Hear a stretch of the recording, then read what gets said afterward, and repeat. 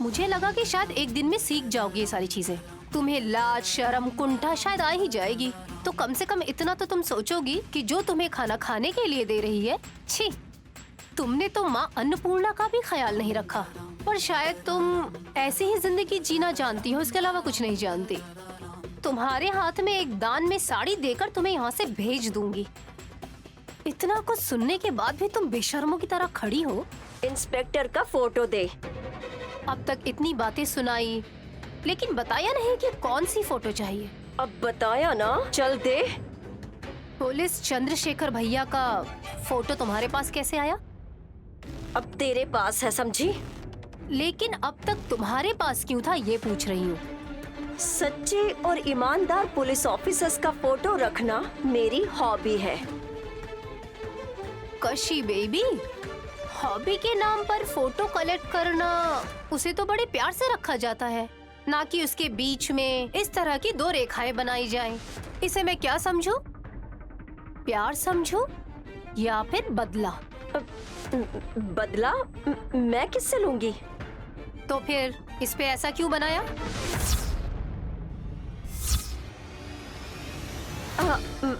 ये मार्क तो गलती से लग गया।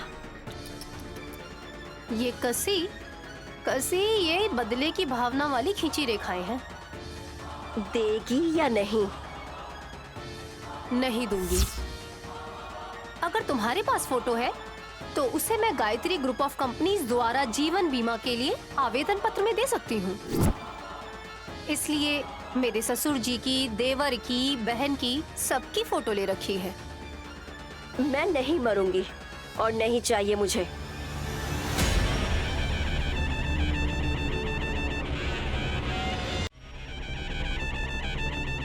जीवन बीमा का मतलब ये नहीं है कि जान ही जाएगी। जो लोग एक दूसरे पर अपना जीवन लगाते हैं वो लोग सैकड़ों साल तक जीते हैं। पर तुम क्या समझोगी पागल लड़की? हे, मुंह बंद। एक और शब्द अपने मुंह से निकाला ना तो सीधा मार खाओगी। अब इससे भिड़ूंगी तो ये मामले को बहुत बड़ा कर देगी। कूल डाउन कसी। क्या देख रही हो तुम? इस एक फोटो से पता लगा लूंगी कि तुम हो कौन और तुम यहाँ क्या करने आई हो। ये सब कुछ तुम्हारी खींची हुई ये लकीरें तुम्हारी किस्मत बदल देंगी। जल्दी से जीवन बीमा तुम ले ही लो कसी, क्योंकि तुमने जो पाप किए हैं वही पाप तुम्हें जरूर ले डूबेंगे। अगर तुम मर गई तो तुम्हारी बीमा के पैसों से तुम्हारा पिंड दान कर दूंगी और बाकी पैसों से अन्नदान। तब शायद जाकर तुम्हारी आत्मा को शांति मिलेगी। Thank you so much for your advice.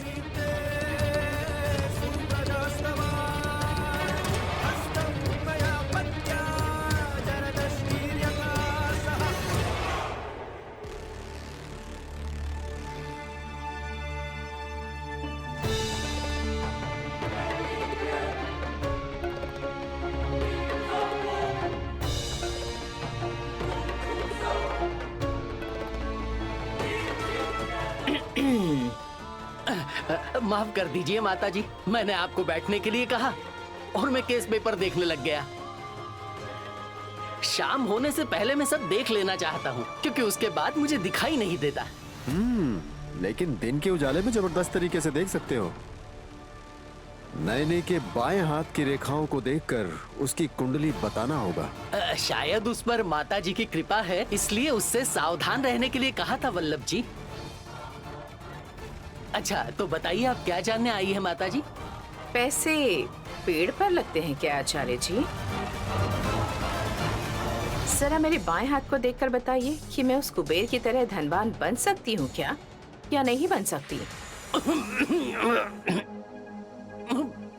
P लीजिए।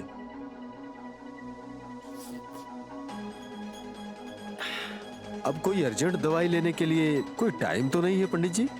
भगवान की कृपा से ऐसा कुछ नहीं होगा वल्लभ जी।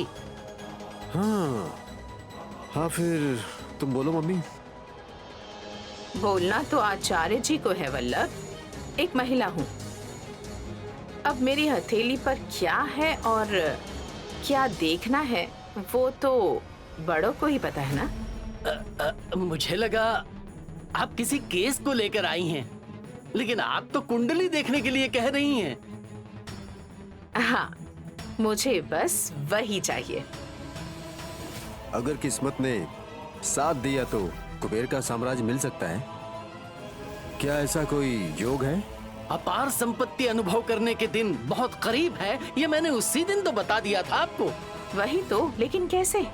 संपत्ति के कागजात तो नैनी के हाथों में है ना, तो मैं खुद को राजकुमारी कैसे समझूं? आप ही बताइए।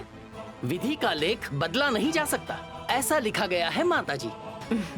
अच्छी बात है, लेकिन पुंडरीनाथ जी ने ऐसा क्यों लिखा है कि पैसे पेड़ों पर लगते हैं, ये जान सकती हूँ? वो एक गहरा रहस्य है। उस जमाने के लोग जो भी लिखते थे, गहराई के साथ लिखते थे।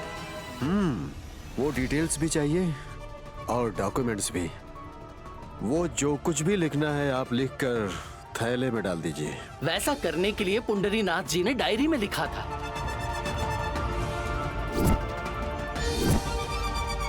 स्वर्गवासी होने के पहले उन्होंने मुझे ये बात बताई थी।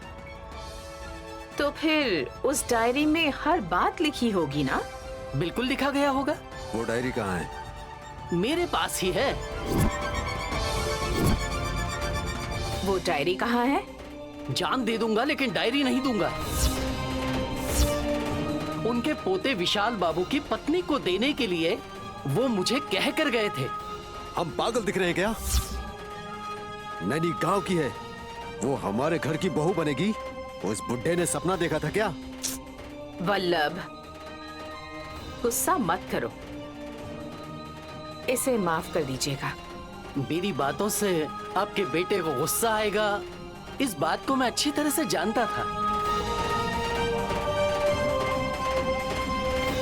लेकिन आपका बेटा ये नहीं जानता कि पुंडरीनाथ जी माँ विशालाक्षी के बड़े उपासक थे, महापंडित थे और कुंडली देखने में उन्हें महारत हासिल थी।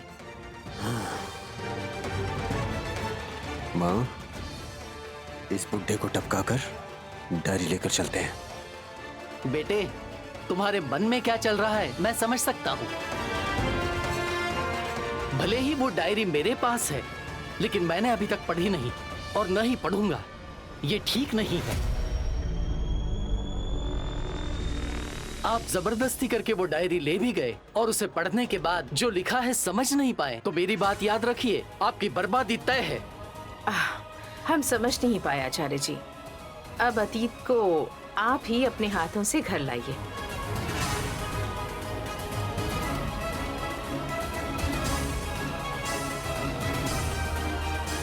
मैं उस डायरी को नैनी को जरूर दूंगा। उसके बाद जो फल प्राप्त होगा वो अत्यंत भयानक होगा।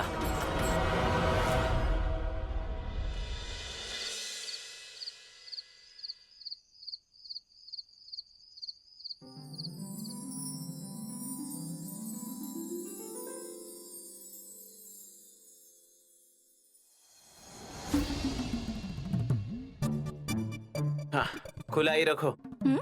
गर्मी हो रही है। एसी लगा लेंगे। तो एसी लगाती हूँ ऐसा बोलना चाहिए, ना कि मार्केट में सब्जी बेचने वालों की तरह बोलना चाहिए, समझी? मैंने सही कहा था, आपको कुछ ज्यादा ही सुनाई दे रहा है।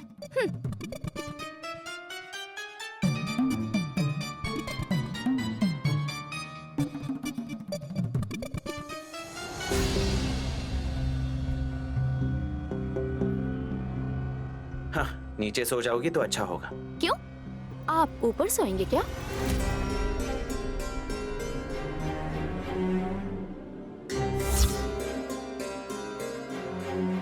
हेलो, पागलों की तरह मत सोचो। तुम नीचे फर्श पर सो जाओ और मैं यहीं बेड पर सो जाऊंगा, ये कह रहा था मैं। बेचारी, मेरे बेटे को अपनी ओर आकर्षित करने के लिए कितनी कोशिश कर रही है ये नैनी की बहन। वो चिढ़कर इस पर गुस्सा करेगा और वो दुखी होकर फिर बाहर आ जाएगी। तब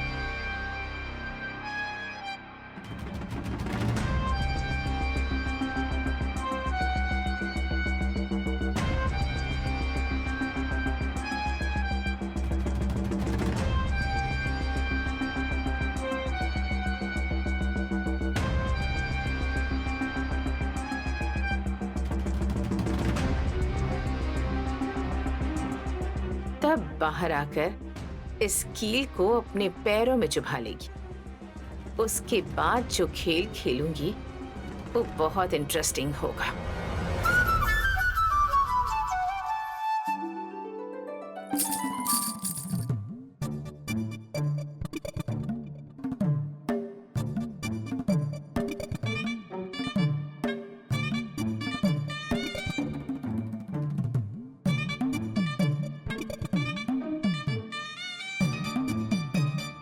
क्या पागलों की तरह हरकत कर रही हो?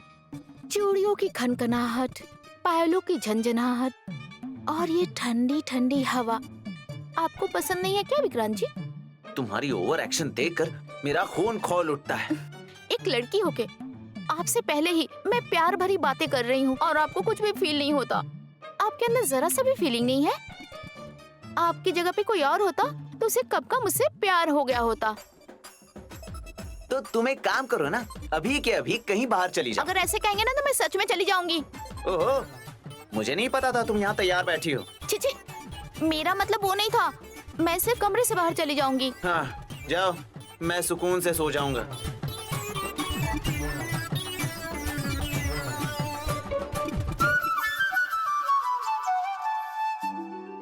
शादी सिर्फ नाम की हुई है। मेरा पति तो बुद्धू राम है, उसके अंदर प्यार नाम की कोई चीज नहीं है। मेरी फूटी किस्मत।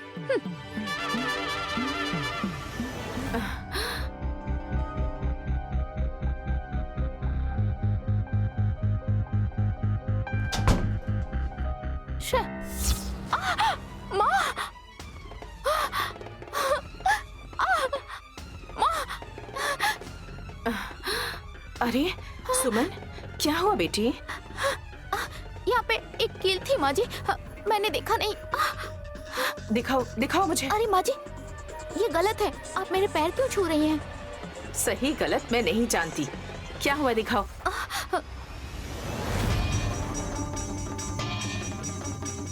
वैसे तुम क्या कोई पराई हो?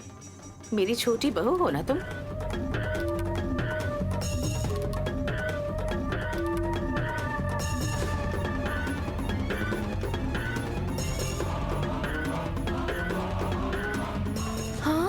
मैं जो देख रही हूँ, सुन रही हूँ, ये सब कुछ सच है ना? तिलोत्तमा सासू माँ ऐसा बोल रही है? हे भगवान! क्या हुआ भाभी? हड़बड़ी में कील पर पैर रख दिया है इसने। लेकिन कील वहाँ किसने रखा सासू माँ? आकाश के रमन भैया ने। हमारे परिवार वाले? तुम्हारा सिर। यहाँ जो गलती हुई है उस पर सवाल उठाना सही है क्या? मुझे कुछ नहीं होगा माँ जी। माँ जी मत कहो सुमन, तुम्हारी दीदी की तरह है, तुम भी मुझे सासू माँ कहकर बुलाओ। कुछ तो गड़बड़ लग रहा है मुझे। आखिर हो क्या रहा है? भाभी आप तो इसे ऐसे सहला रही हैं जैसे ये छोटी बच्ची हो। मुझे तो लग रहा है बकरी को बलि देने के लिए प्रिपेयर किया जा रहा है। छोटी बच्ची है, चलो खड़ी हो जाओ। बेचारी नहीं जानती कि अपने पति के साथ कैसे डील करते हैं। हाँ? विक्रांत जी और मैं अच्छे से हैं माँ जी। मैं सब कुछ जानती हूँ, सब पर गौर करती हूँ मैं। उदास क्यों हो तुम? मेरे बेटे पर काबू नहीं कर पा रही इसीलिए ना? वो टिप के बारे में मुझे भी बताएंगी तो आपके बेटे के साथ मैं सुकून से परिवार बसा लूंगी सासू माँ। खाने में पड़ने वाली मक्खी की तरह ये है ना बीच में। देखो हासिनी, तुम्हारी शादी हुए 6 साल हो गए और सुमन की शादी हुए 6 महीने हुए हैं। तुम्हारी तरह इतनी सहनशीलता नहीं है। कब किसे क्या देना चाहिए मैं अच्छी तरह जानती हूँ। तुम जाओ। जा रही हूँ सासू माँ, लेकिन आप जो भी करेंगी उसका मेरी बहन पर कोई भी इफेक्ट ना पड़े, देख लीजिएगा आप। ये कबूतर की तरह बिना किसी मतलब छत पर बैठ जाती है। मेरी दीदी को कोई खतरा है क्या माँ जी? उसे कुछ नहीं होगा। नैनी उसके पति के साथ खुशी खुशी जिंदगी बिता रही है। तुम और विक्रांत वैसे ही खुशी से जिंदगी बिताओ, उसके लिए क्या करना है पता है? धोखा। क्या कह रही हैं भाभी? ये सवाल सुमन को पूछना चाहिए, लेकिन फिर भी मैं जवाब दे देती हूँ। इस मासूम से चेहरे को देखकर दया आती है। कितने सपने देखकर अपनी पसंद से विक्रांत से शादी की है, लेकिन तुम लोग अब तक एक नहीं हो पाए हो। एक अच्छे मुहूर्त के लिए अपने दादाजी से बात करो। जैसे भी हो तुम लोगों की सुहाग रात रखूंगी मैं। अरे अरे, ये क्या बेटी? मुझे लगता था कि आप मुझ पे गुस्सा हैं, लेकिन आप मुझसे इतना प्यार करती हैं। अब मैं समझ गई हूँ माँ जी। तुम्हारी दीदी को देखकर शायद मुझे कभी गुस्सा आ सकता है, लेकिन तुम तो मेरे सगे बेटे की बीवी हो, यानी मेरी सगी बहू, है ना? हाँ माँ जी, हासनी दीदी आपकी बड़ी बहू है और मैं आपकी छोटी बहू हूँ। सही कहा। देखा ना, कितनी जल्दी समझ गई तुम। यानी नैनी सिर्फ नाम की बहू है बस। क्योंकि विशाल जीजाजी आपके सगे बेटे नहीं है ना। 100% करेक्ट। बहुत दिमाग है तुम में। जाओ बेटी, एक अच्छा सा मुहूर्त देखकर मुझे बताना, फिर आगे जो करना है वो मैं करूंगी। ठीक है माँ जी।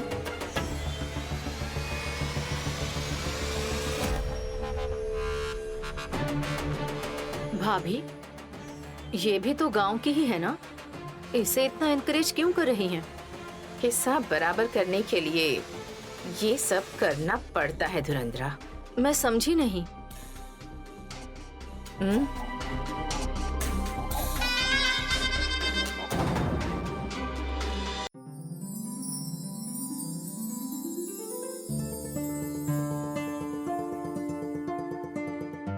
मैंने आपसे बोला था ना कि मैं पलंग ले आती हूँ, पर आप मानते कहाँ हैं?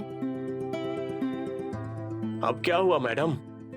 आस पड़ोस वाले लोग कहेंगे कि देखो इसे अपने पति से कितना काम करवा रही है। क्या सोचेंगे सब? इसे नीचे रखिए ना साहब जी।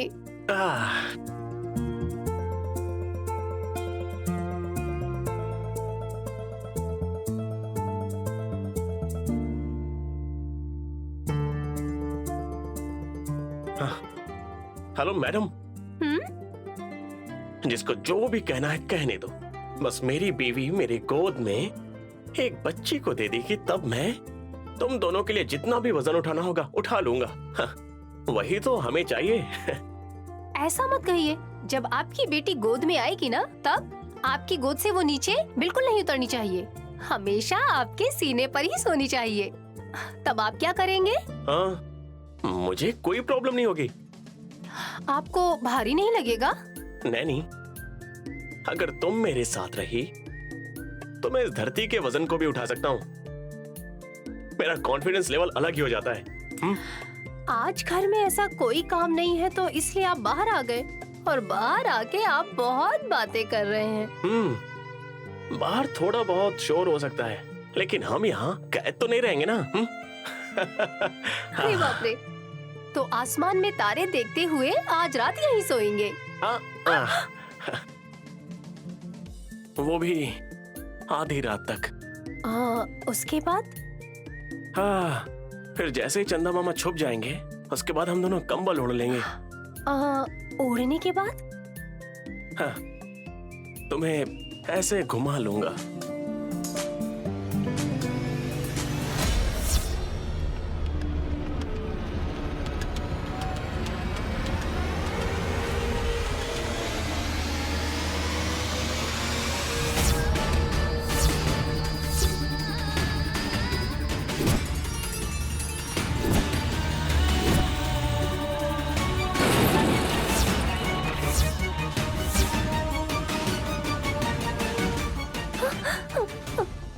भैया को कैसा खतरा होने वाला है?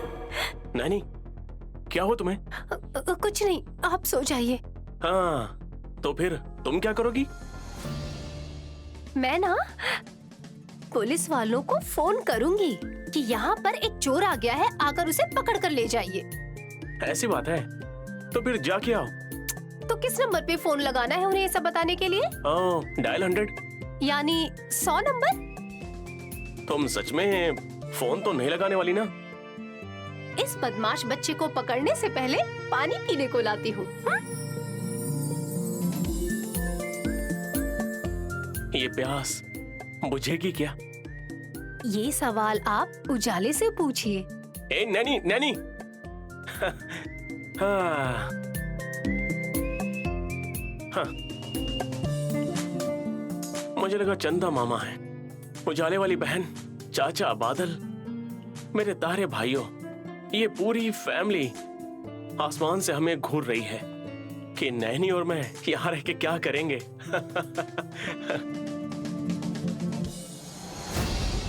एडवांस पैसा देने के लिए भी मेरे पास पैसा नहीं है। अगर चाहिए तो बोलो कहाँ साइन करना है, मैं करूंगा। तुम मुझे पार्टनर बनाकर बहुत ही प्रॉफिट में रहोगे। हे, देख के नहीं चल सकती क्या? माफ कर दीजिए जेठ जी, थोड़ा हड़बड़ी में थी, देख नहीं पाई। हमें टेंशन देने वाली नैनी खुद टेंशन में क्यों है?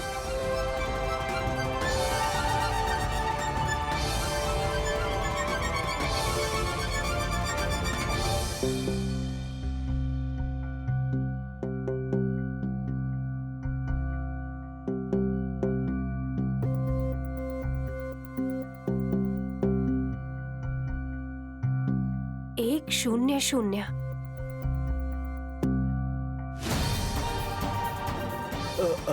सॉरी अरे, मम्मी, दिखा नहीं दे रहा क्या? माफ कीजिए मम्मी, हड़बड़ी में देख नहीं पाया।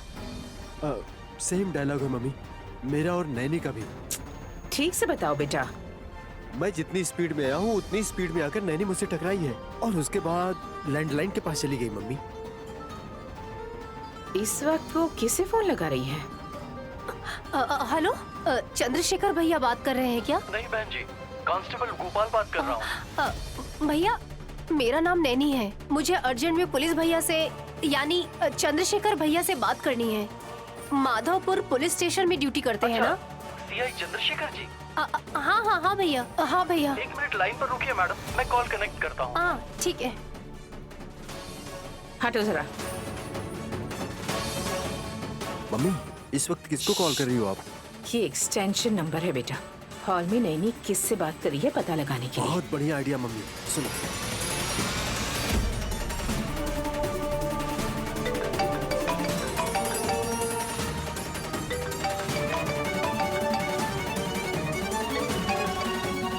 हेलो सर, नैनी नाम की कोई लेडी है जो आपसे बात करना चाहती है। कंट्रोल रूम में कॉल आया है सर। नैनी, तुरंत कॉल कनेक्ट कर उनसे। Okay sir. Police control room में फोन लगाया है। लेकिन क्यों? 1 मिनट रुको।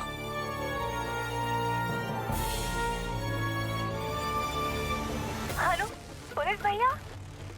नैनी बहन, क्या हुआ तुम्हें?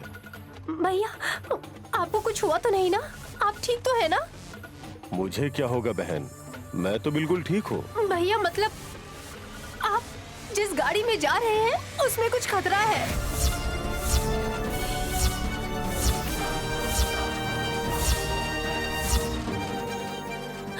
ऐसा मुझे लगा, इसलिए मैंने डरकर आपकी सेहत के बारे में पूछने के लिए कॉल किया है।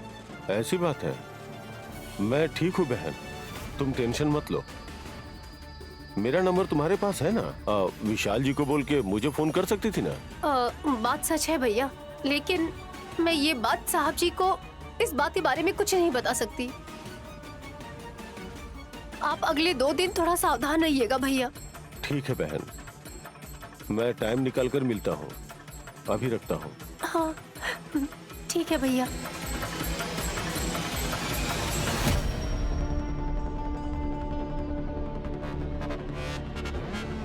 नैनी को होने वाली घटनाओं का पता चल जाता है। इससे पहले भी उसी ने मुझे बचाया था। पुलिस भैया, आगे मत जाइए, आग लग जाएगी। पुलिस भैया, मत जाइए। पुलिस भैया।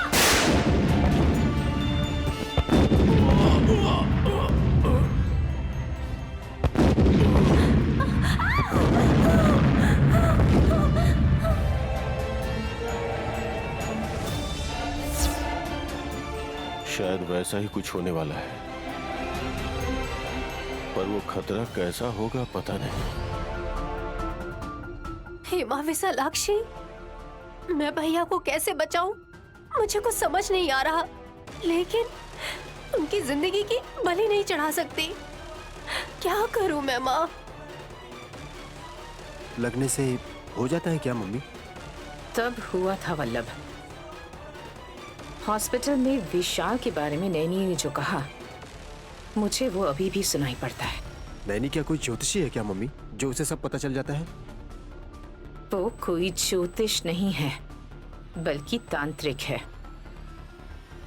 बहुत गहराई से सोचेंगे तो सच्चाई अपने आप बाहर आ जाएगी वल्लभ।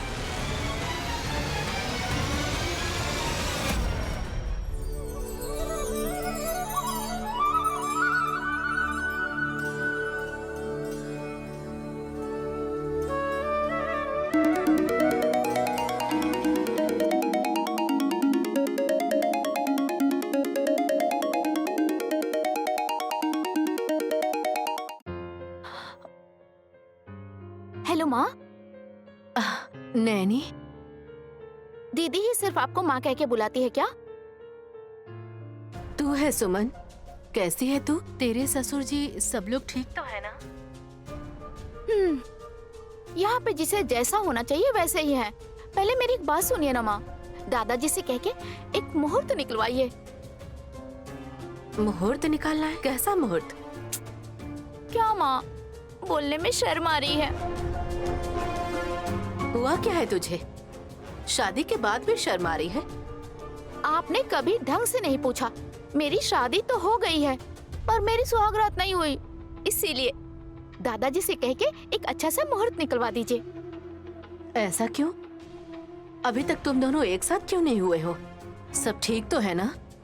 आपके छोटे दामाद मेरे हाथ में नहीं आते माँ, तो उनके मन में प्यार जगाने के लिए एक अच्छा सा मुहूर्त निकलवाने के लिए तिलोत्तमा माँ जी ने कहा। सुमन, विक्रांत बाबू को तुम पसंद तो हो ना? कुछ झगड़ा तो नहीं हुआ ना बेटी?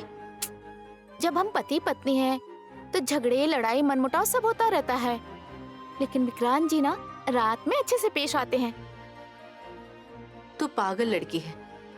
जब पत्नी होती है तो हर पति का सपना होता है कि उसे अच्छे अच्छे खाने को मिले, लेकिन एक पत्नी होने के नाते ये तेरी जिम्मेदारी होगी कि कैसे तुझे अच्छे से रखना है। जब से मैं समझदार हुई हूँ तब से यही बात रट्टा मारती आ रही हूँ। सबसे पहले दादाजी से कह के एक अच्छा सा मुहूर्त निकलवा दीजिए ना माँ।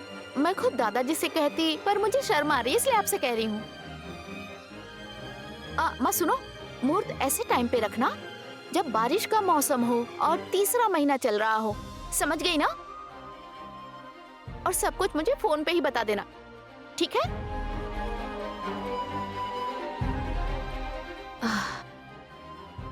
ये अगर शांति से परिवार की ओर ध्यान देती है तो मुहूर्त रखने की कोई जरूरत नहीं पड़ती।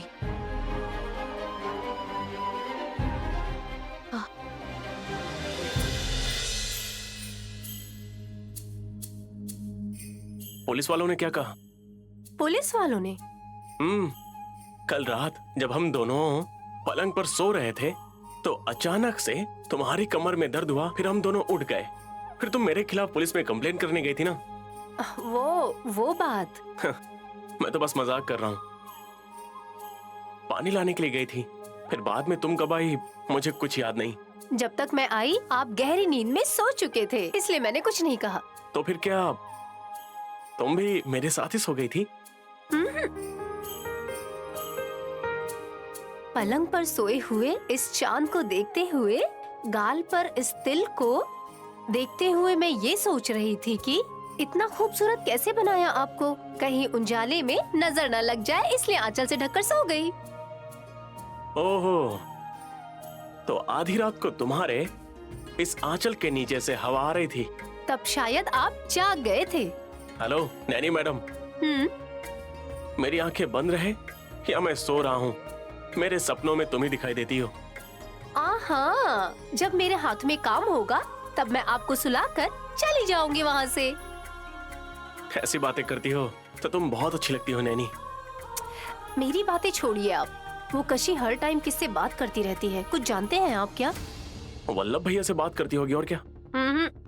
मेरे कहने का मतलब वो अकेले में किसी से फोन पर बात करती रहती है। मैंने कई बार गौर किया है, सिर्फ घर पे ही नहीं, हमारे ऑफिस में भी, बोनस दिए जाने वाले दिन में भी, एक तरफ जाकर फोन पर बात कर रही थी।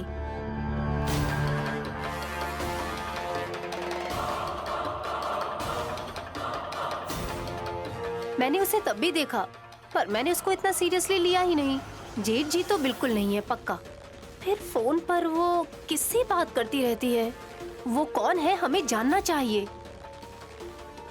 पूछेंगे तो बताएगी नहीं, शक करेंगे तो छुपा लेगी। अब क्या कर सकते हैं? चोरी। हाँ? क्या कहा? कशी फोन पर किससे बात करती है, ये पता लगाने के लिए अगर हम उसका फोन ही चुरा लें तो हमारा सारा शक दूर हो जाएगा। नहीं, आइडिया तो अच्छा है, लेकिन बिना आदत वाला काम करेंगे तो मुश्किल में पड़ सकते हैं। अब इससे ज्यादा क्या कर सकते हैं मैं नहीं जानती। मुझे बस उसका फोन देखना है, कैसे भी। Okay, cool. यस, अगर उसके फोन को गायब करना है तो हमें हासनी भाभी की मदद लगेगी। उन्हें बताएंगे ना तो वो कोई भी बात अपने पेट में रखती ही नहीं है। नैनी, अब हमारी बुद्धि से बढ़कर भाभी की भोली शक्ल कमाएगी। एक बार कोशिश करके तो देखो। ठीक है, मैं बोलकर देखती हूँ। हाँ, पहले ही बता देना उन्हें। जब वो कसी अपने रूम से बाहर आएगी तब मैं तुम्हें एक सिग्नल दूंगा, और तब भाभी को बोलना कि वो उसे अपने बातों में उलझा कर रखे और मैं जाकर उसका फोन चुरा लूंगा। हाँ, ऐसा भी कर सकते हैं। काम तो कर दूंगा, लेकिन मुझे क्या मिलेगा? आज के दिन मैं आपकी पलंग बाहर नहीं डालूंगी। हाँ, तो फिर ठीक है। मेरे बाल बिखर जाएंगे वल्लभ। नैनी ने कल रात पुलिस इंस्पेक्टर चंद्रशेखर को फोन लगाया था। मेरी बात पर तुम्हें विश्वास नहीं हो रहा है? क्यों? फोन क्यों किया और उसने क्या कहा?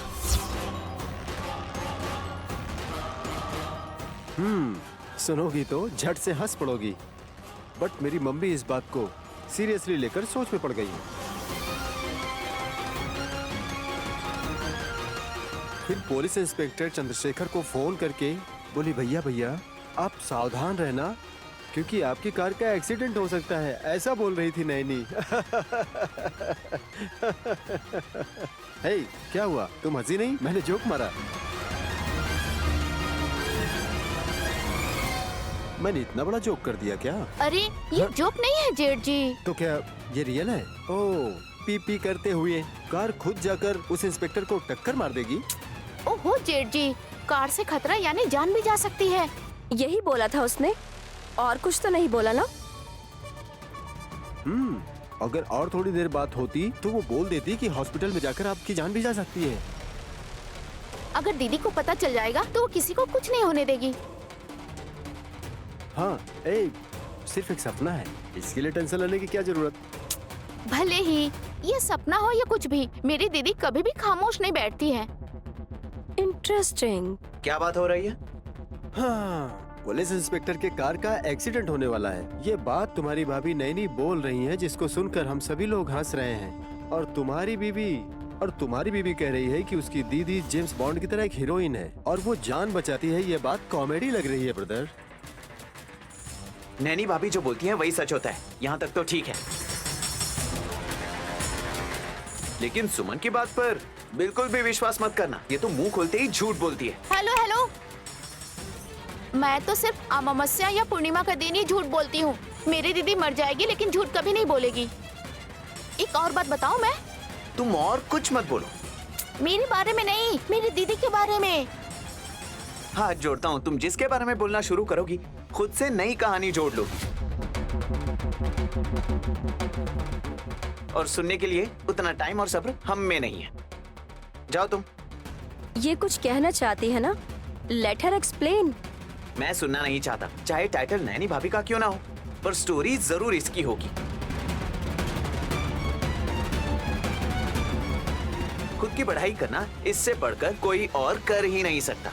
अरे मैं क्या बताना चाहती हूँ सुनने से पहले ऐसे बोलेंगे तो कैसे बताऊंगी मैं? पहले तुम जाओ ना यहाँ से, जाओ। ऐसे पति के साथ कौन जी सकता है? जो भी हो, बहनें तो हमेशा ही हंसाती रहती हैं।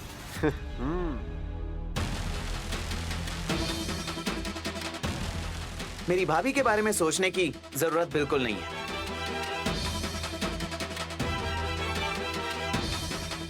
लेकिन हल तो मिलेगा ही। उसने जो सपना देखा था कि उसकी कार का एक्सीडेंट होने वाला है, उसे मैं सच करूंगी। एक तीर से 2 वार करूंगी।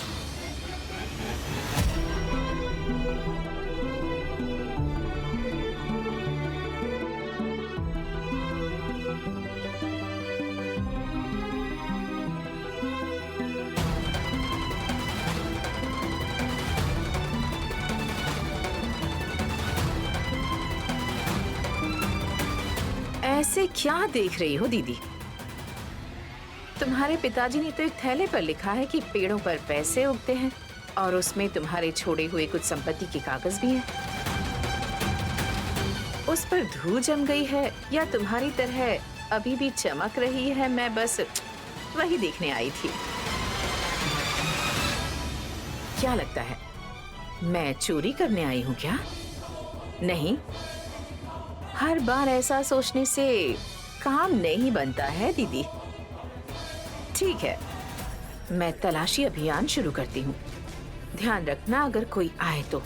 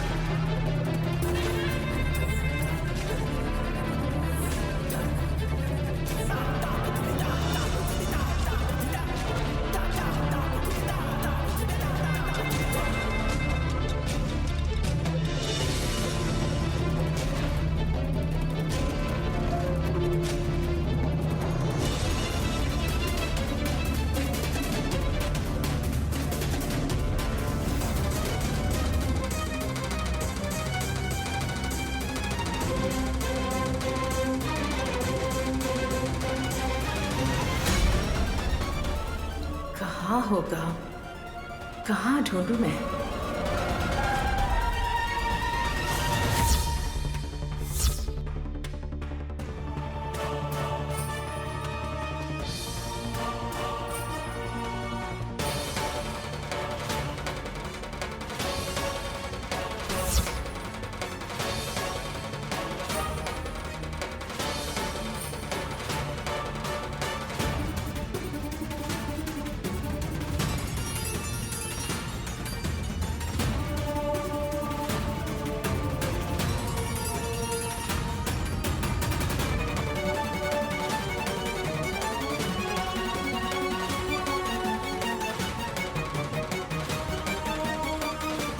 तुम्हारी संपत्ति की तुम ही पहरेदार हो, इसलिए तुम्हारी प्यारी बहू ने तुम्हारी फोटो के पीछे ही छिपा कर रखा था। देखो ना दीदी,